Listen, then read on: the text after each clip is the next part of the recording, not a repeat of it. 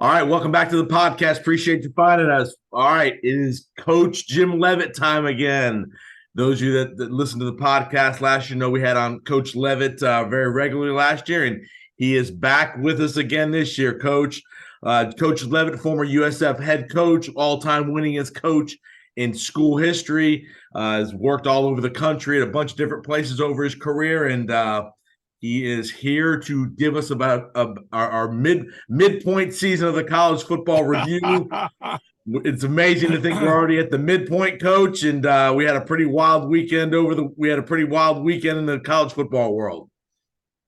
It's really remarkable.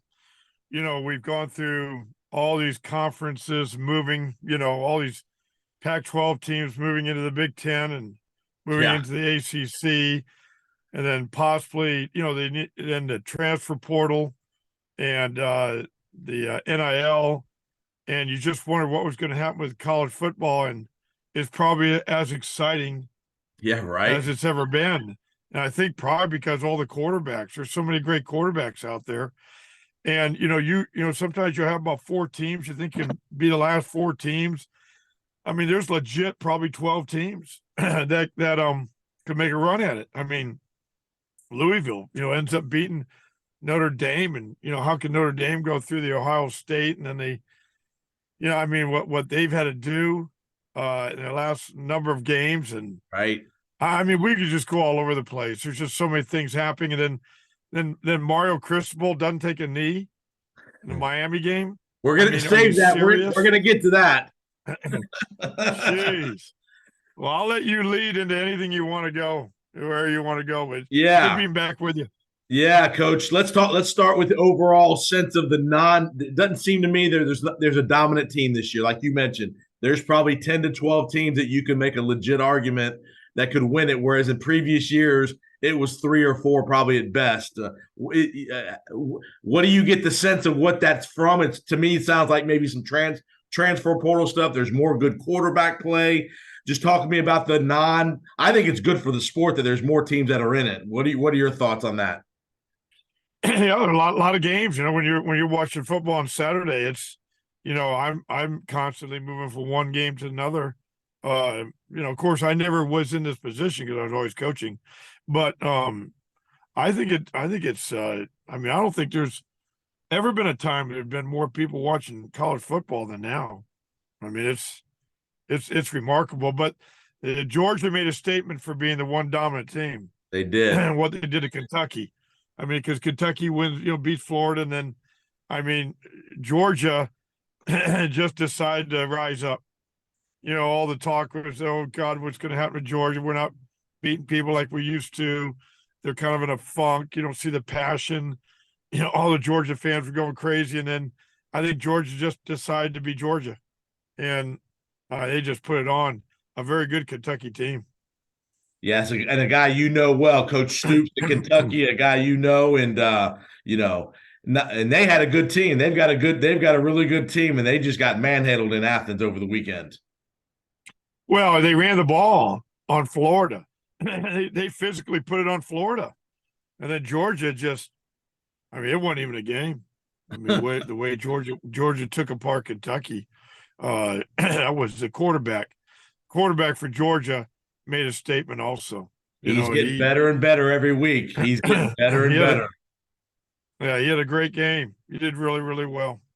And when you have a weapon like they have in Brock Bowers at tight end that can do so many things for a defensive coordinator like yourself, so hard to defend, huh?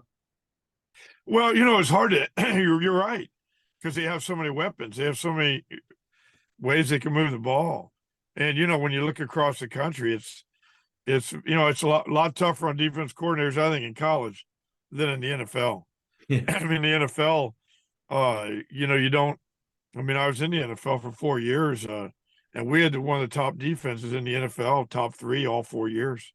But you see a lot of the same things. You're not going to see the option game. You're starting to see a little bit of quarterbacks running a little bit more. Like even Baker Mayfield with the Bucs is getting out there and he'll run it, and a couple other guys will run it, but they don't have the option game. Like and mixed in with everything else. It's just it's a different game. It's tough. It's tough to slow down these offenses. We'll talk about another guy that I know you know that's had a resurgent year and probably was the game of the weekend. The Red River rivalry, that Oklahoma-Texas game was unbelievable. What a finish. Oklahoma scores in the last 20 seconds. And your guy, Brett Venables, huge win at Oklahoma for him in a great game. And now they're right there in the mix. They're another team that nobody thought would be in it. And all of a sudden now they're 6-0. And your thought on Coach Venables and the turnaround he's at Oklahoma? Well, at the beginning of the year, I told everybody better watch out for Oklahoma. And I'm not just saying it because now they're, in fifth in the country undefeated, but I saw what was happening in the recruiting. And Brent was really bringing in some great players. And besides that, Brent is just very relentless. He's been at Oklahoma when they won a national championship. He's been at Clemson winning a national championship, and he knows what it takes. And he's very relentless as a coach in a lot of ways. And he cares a great deal for the players. He's very trusting. And, so there's a lot of things there that, and Oklahoma, the standard is very high. But what a great game. I mean, the quarterback at Oklahoma, now they're next, I don't know if it's next game or I think Central Florida might have an off week, but then Central Florida goes to Oklahoma. And you've got the quarterback that was at Central Florida, now at Oklahoma. That's right. You talk about a tall order for UCF, but Oklahoma's got it going.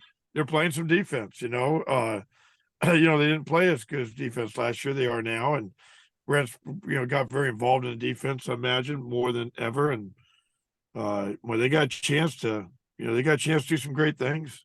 And the great thing is hopefully we'll get to see that matchup again in the Big 12 title game. You could have a rematch of Texas-Oklahoma, and hopefully it's a one-loss Texas and maybe an undefeated Oklahoma. That would be a tremendous, basically, elimination playoff game there in the conference title game. Well, everybody's talking about that, and they put up their schedules. I don't think both teams will run through the rest of the year and not lose. I just don't, Kansas State's still a very good football team. Right. You got to watch out for those guys. And there's, Texas got to play, I think it might be at Texas Tech, and that's not going to be easy. I mean, there's some teams that could rise up and beat one of these teams. And I know that both Sark and Brent will tell their teams everybody's going to talk about the rematch. I'm sure that Sark was talking about, hey, we need to go undefeated so we have a chance at these guys again. But put that to rest. Focus on the next game and stay away from those kind of distractions, because that's what'll hurt you. But yeah, it was such a great game. Everybody would love to see that rematch again. So we'll see what happens. No doubt. Let's go out west, a conference pretty well here recently, the Pac-12. Obviously, the last year, the Pac-12, USC with a near miss against Arizona. What a game that was in triple overtime. Give all the credit to Arizona. Jumped out to the early lead, came back and tied the game late and had an opportunity in overtime. And then you got Washington, Oregon. They got their showdown this weekend up in Seattle. You got Michael Penix up at Washington. You got Oregon with Bo Nix and company. Just talk about the strength of the Pac-12 this year. What a conference they've been so far. Well, even Colorado, you had 8 teams that were in the top 20, 25, and everybody was saying the Pac-12 didn't play anybody early. But what a great conference. And the 2 teams that are without a home, Oregon State and Washington State, and Washington State gets beat by UCLA, but UCLA is a very good football team. Right. And if they don't lose that game, you're looking at, 2 top 15 teams that don't have a home. I mean, it's unbelievable. It's crazy. It was a great conference. I coached in that conference for 4 years. Loved it. I absolutely enjoyed going to all the different venues that we went to, and I had a lot of fun in that conference. Of course, we won we played Washington championship game when I was at Colorado. We won 10 that year. And then at Oregon the last year I was there, we won 9. And, I don't know, Oregon, Bo Nix, I just think Oregon's the team to beat. I think they're that good. I think they're the best team in the league. And I think their head coach has done a great job, It's I don't know. There's a lot of good football teams, and they're all playing each other now. And USC's got a tough schedule ahead. I mean, they really do, and they're not playing good enough defense. Everybody knows that right now, and they've got if they don't get that defense going, there's somebody's going to beat them and When knock you them out. And when you look at USC's defense, obviously we know USC's got players. Is it schematics? Is it effort? What are you seeing out of that defense that's really making them where they labor virtually every week against a decent opponent? well, I haven't watched them enough to give I know their defense coordinator very well, and we met together when he was a defense coordinator at Washington State. I was at Colorado. We got over 600 yards on that defense, and the way we did it was just ran the ball. We ran the ball on them, and they slant so much. They don't step with their linemen. They step with their linemen. They just slant all the way. Where I always used to step and try to stay stout so I can come back on down blocks. What happens is, sometimes you catch those guys and they're when they're slanting, and you can move them right out of gaps. And but they've had a lot of success too at different times. But I think people have probably just they might not be as strong on that defensive side. I don't know. Right. People probably he's been in that Pac-12 for a while. People can kind of get an idea of what you do and kind of scheme up some things. It's just like when I was at Colorado, then I went to Oregon. He's going Washington State, USC. You're still in the Pac-12. People know what you're doing, and it happened to me too when I went to Oregon. People knew kind of what I was going to do because I was doing the same things I did at Colorado. And you had to change up some things. So, I'm not sure, but they got to play better. How hard is it if you're not having success, maybe the first half of the year? How hard is it to kind of go 180 degrees in a different direction to try to make some schematic changes? Obviously, the personnel is the personnel who you have. How hard is it mid-season to kind of change course and throw in 3 or 4 new wrinkles on a defensive scheme? I think it's very difficult because, like you said, you've got the same personnel and you're developing your scheme around the people that you have. How strong are you at corner? How strong are your safeties? How good is your defensive line? There's a lot of variables that that you've spent all summer and all spring on as you go into the season. I know sometimes you get injuries, so you have to kind of maybe run some more zone as opposed to man. You might not be able to load up the box as much. You might have to, try to be as unpredictable as you can with trying to predict what they do by formation.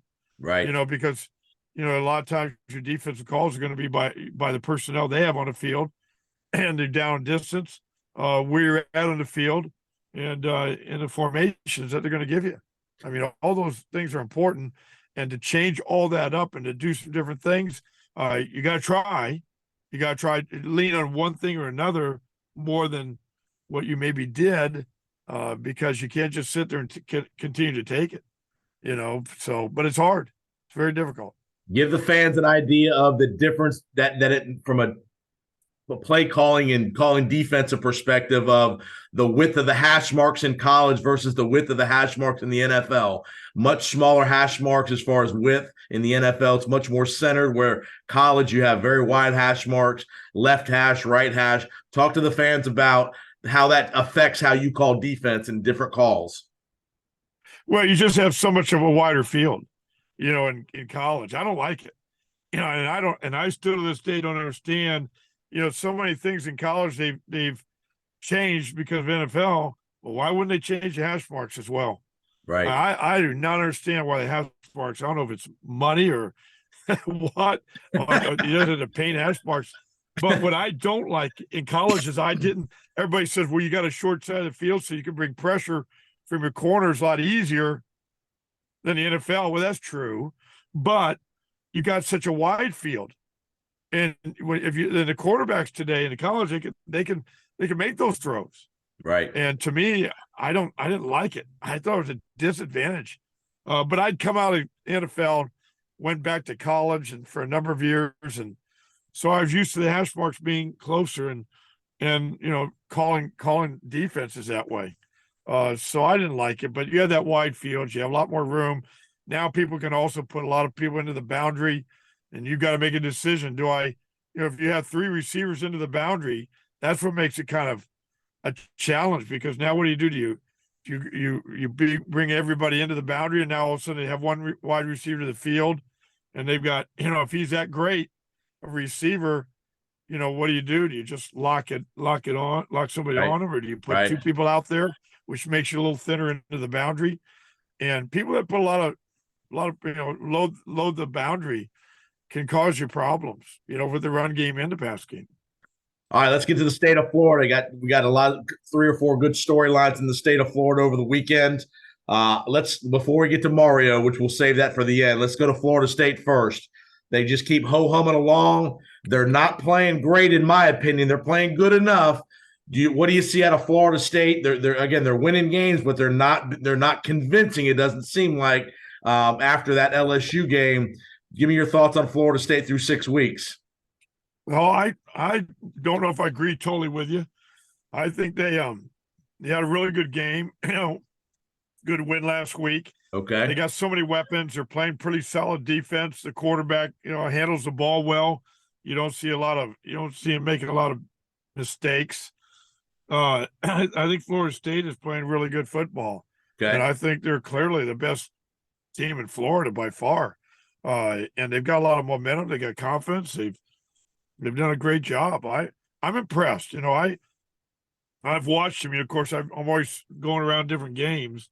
I've watched them, probably not as much as I need to, but I've watched them enough to see their skill, to see their quarterback, just handle the ball well, and they're playing good enough defense, to make it all go. And their schedule's not all that, all that tough. LSU has shown that they don't have as good of a defense as I thought they would early in the year. Right. But their offense is so explosive.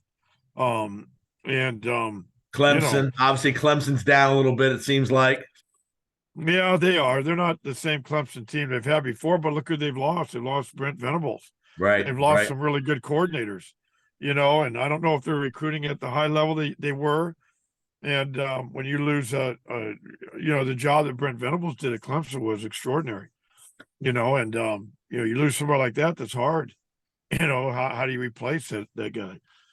So, but I think Florida State, they've got a few games that they got to continue to play well, certainly, but man, they've got a chance to.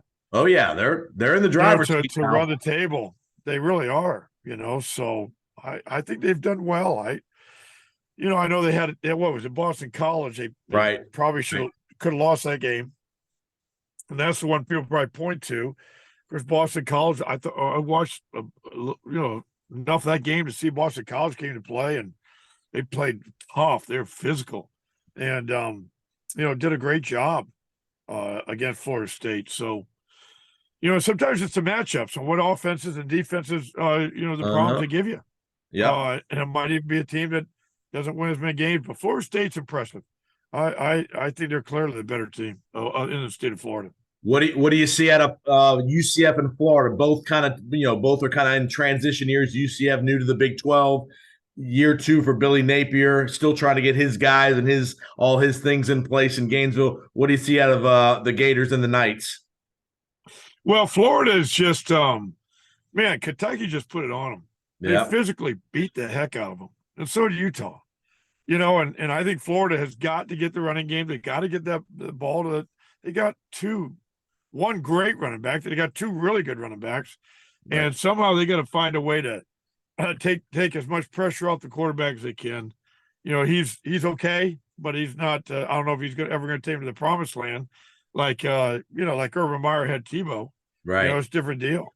Right, and they've got to get the ball in his running back's hands, I think, and then they're not playing as good a defense as you would expect. I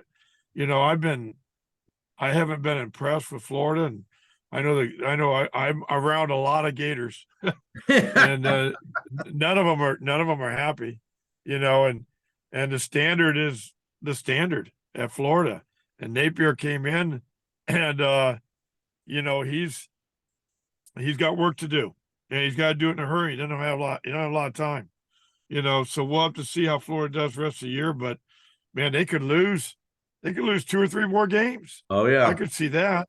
And that ain't gonna be good for them. They got their schedule's tough, what they got ahead. Central Florida, I made this point comparing South Florida and Central Florida. I thought, of course, South Florida just got whooped bad by UAB, and that surprised me. It really did. I thought they would beat them. I Right. thought, UAB, I know had a tough schedule early, but they're 1-4. But UAB's got a real tough schedule the rest of the way out. I don't see UAB winning that many games. And South Florida had a little bit of momentum. Navy's not very good this year. Of course, Navy fires Coach Ken, and what a Right. mistake that was, I thought. Right. I mean, Right. what a great job he had done. And AD sometimes want their own guy. And I watched Navy. I watched that South Florida Navy game. I didn't think Navy was all that good. And Rice lost their quarterback. My point is this: South Florida could have a better overall record than Central Florida, but they're making $30 million less. Right. You talk about how important and how big of a deal it was to get into the Big 12, and hats off to the administration of Central Florida and to their staff and what they've done. Right. I mean, here we were, I'm not saying I was all this or that, because I wasn't. And I know that. But we were 4-0 against Central Florida. Right. There is no reason for Central Florida to move by South Florida and get into the Big 12 over South Florida. We drew 53,000 my last year at South Florida. The year before, 51,000. The Bucks weren't as strong then. They drew 38,000. How do you go from that position and then Central Florida get into the Big 12 and not South Florida? It's obvious there's some real mistakes made.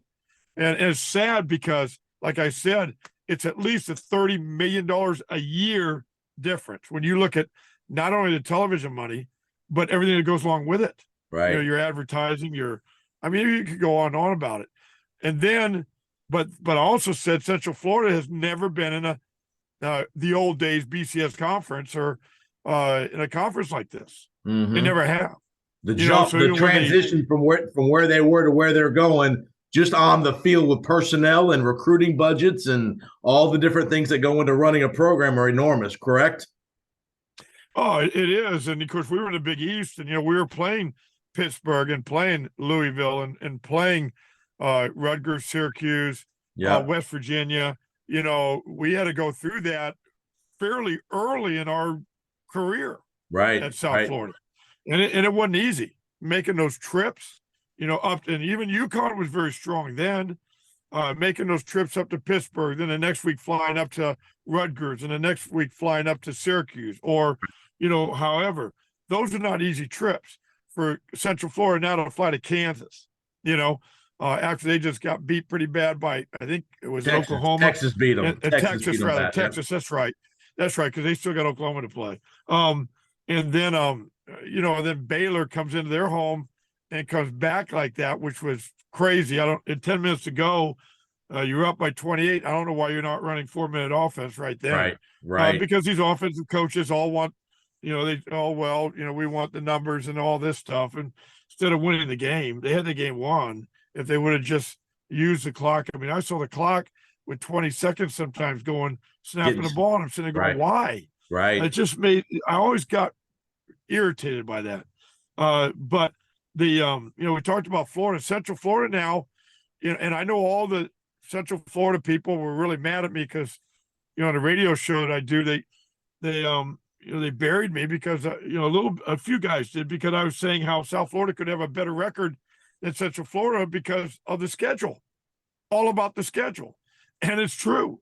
You look at who UCF, now their next game is at Oklahoma, They're not winning that game. They're not winning that game. Not when they're going against Gabriel, who came from Central Florida to Oklahoma.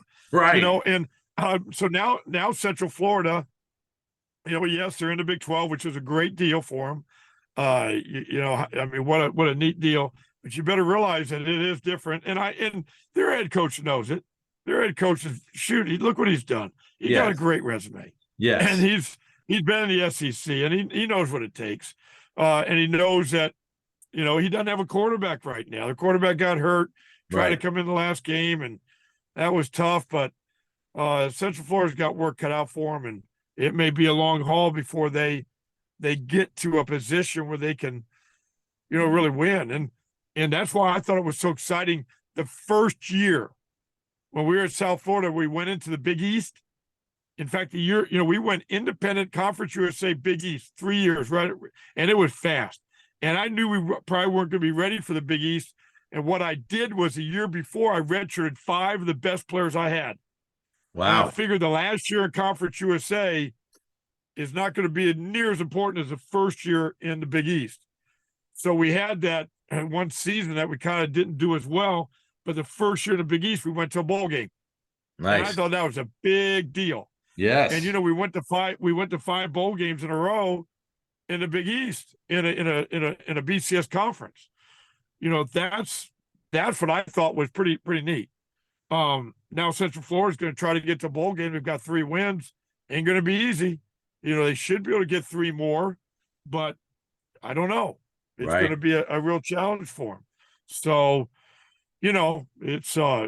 it's very interesting to watch, from my vantage point now, and not coaching right now.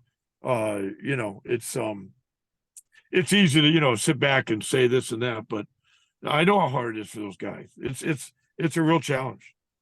All right, let's get to the last big topic we've got to get to. Let's get to the elephant in the room here. 23-20, late in the game, you're Miami. You've not played well against Georgia Tech, a team you're a 3-touchdown favorite. You're undefeated. You haven't played well, but you've got the lead. The game is over. How in the world does somebody on that coaching staff, and number one's Mario, he's number one on the food chain. How does he allow the offensive coordinator or anybody to run a play there and not kneel down?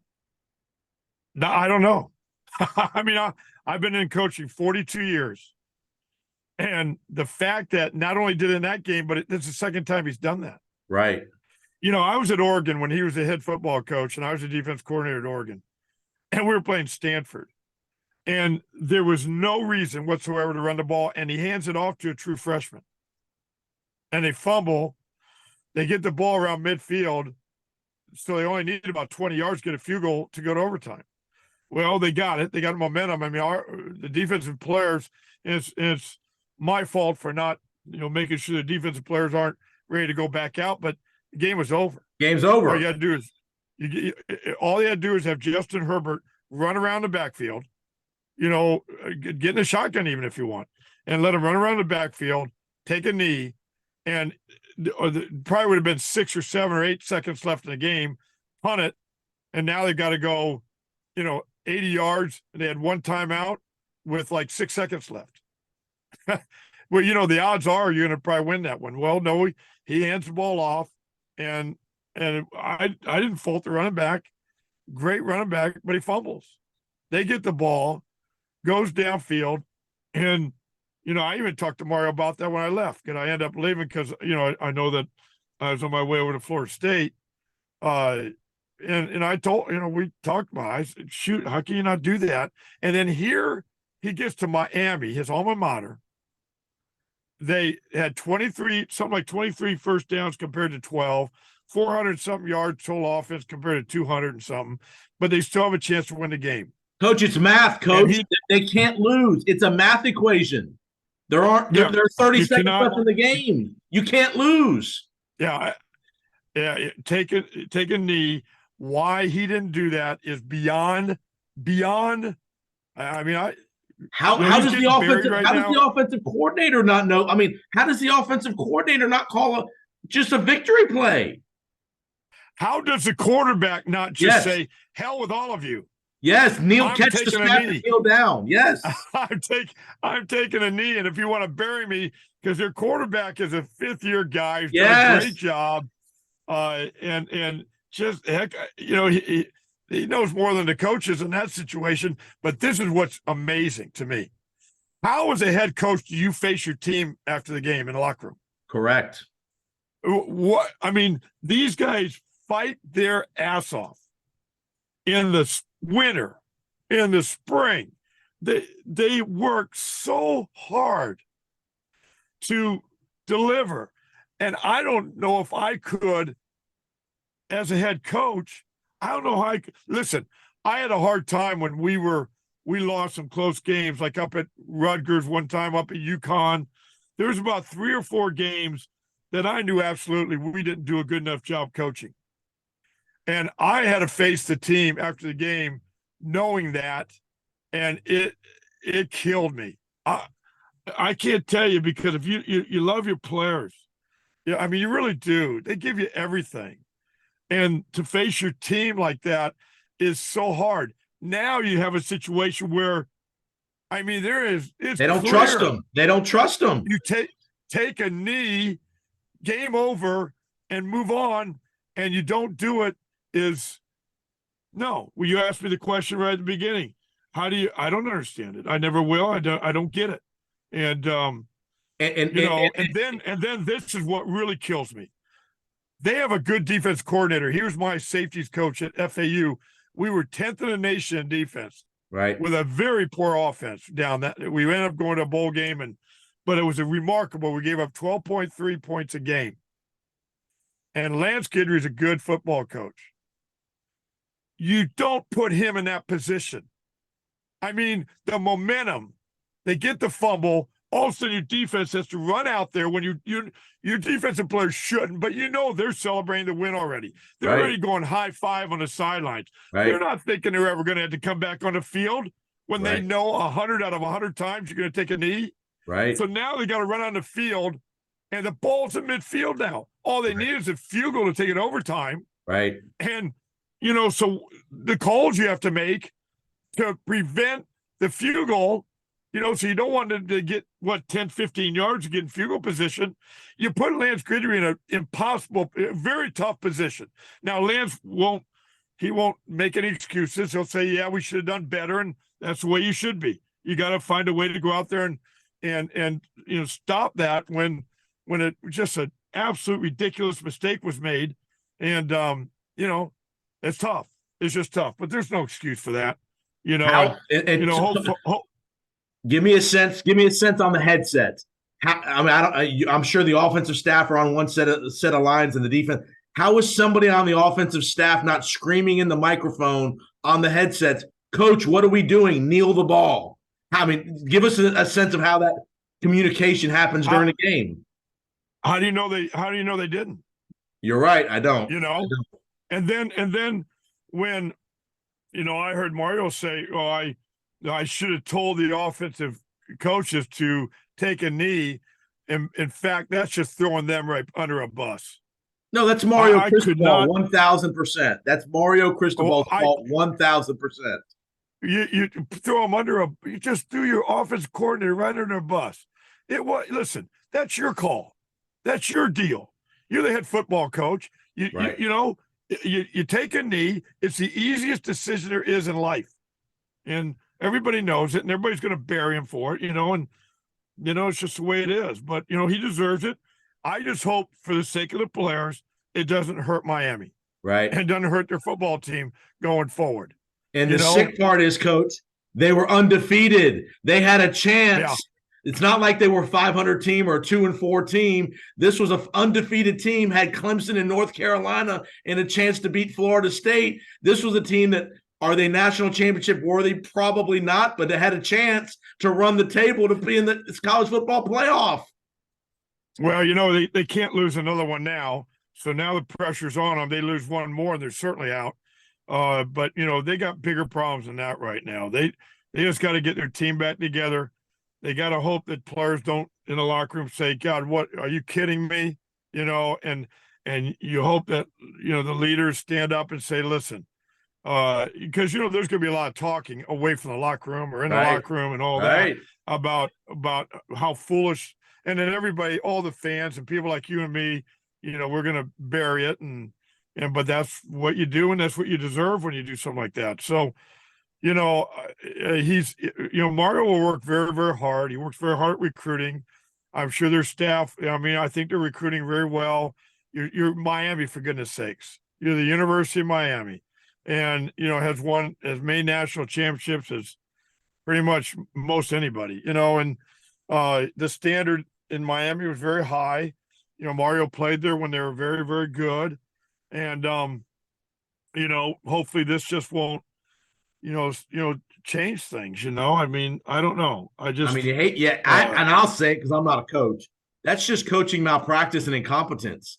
For somebody not to allow that to happen in a game of that magnitude, it's just malpractice.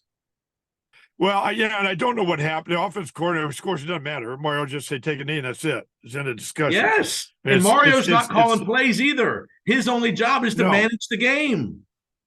Right. No, you're right. You're exactly right. And I don't know. I could go on and be negative, but you move on in life. But it's gonna be a tough deal, a tough pill to swallow, and nobody will ever forget it.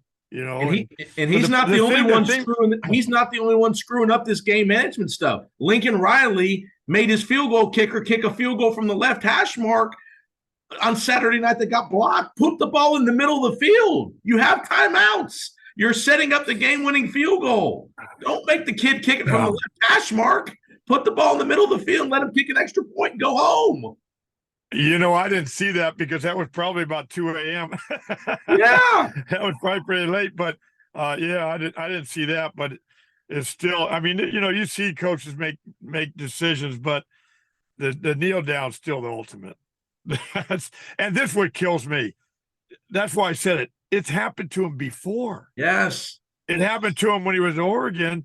You would think that, and that was bad. It probably cost us the Rose Bowl that year. Yes. I mean, that was bad.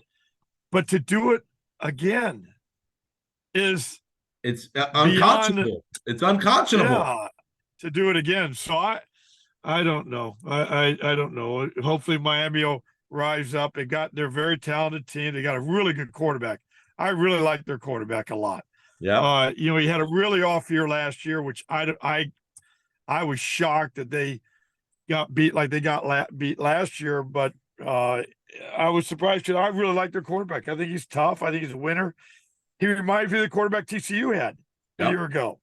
Just tough and all that. Maybe I'm not reading him right. Maybe I don't know, but you have a good quarterback. You got a good defense. Your defense coordinator is good, and I don't know. I don't know. We probably got to get off this topic. We'll get off. Yeah, we'll get off. All right, Coach. Well, thank you appreciate the time. You're wearing your Sack Club T-shirt today. I like it.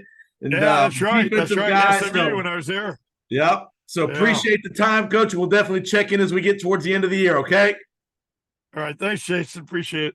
All right. Take care.